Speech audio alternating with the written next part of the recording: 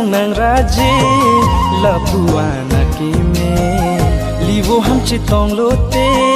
nang chuja kojine RVR elang dundine non malone ke kaja dilo nang phansine chuja gongni ke neke sumbia long nang raje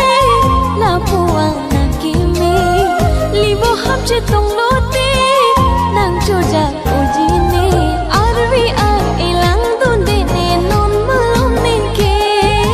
kaja dilo nang phansine chuja gongni ke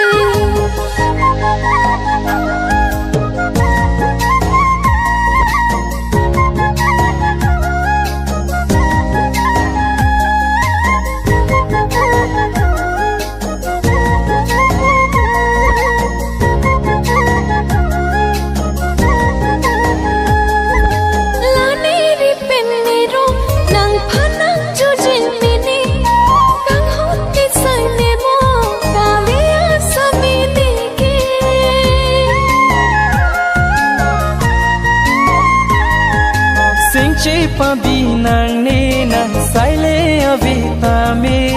nang sing le nang don te nang thang ta min ta ri de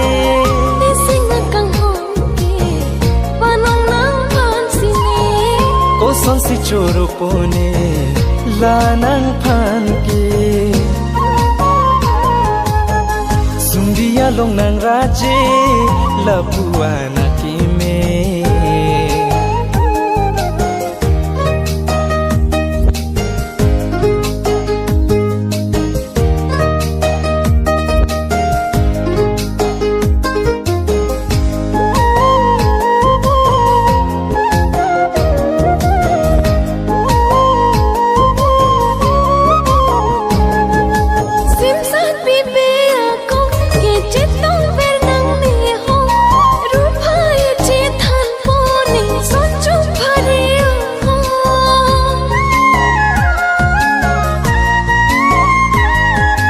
Jadi son ke ho ne nang phan pasang man po sin sa bibe ako ta ne ke nang kang hondo la puana kang to er po mane pha do tik ne chi the a sabor ver ji nang pha sumbia long nang raje la puana ki me son thot si bong nang raje ka chi pre ga be de RVR elang dam de ne non malong ne ke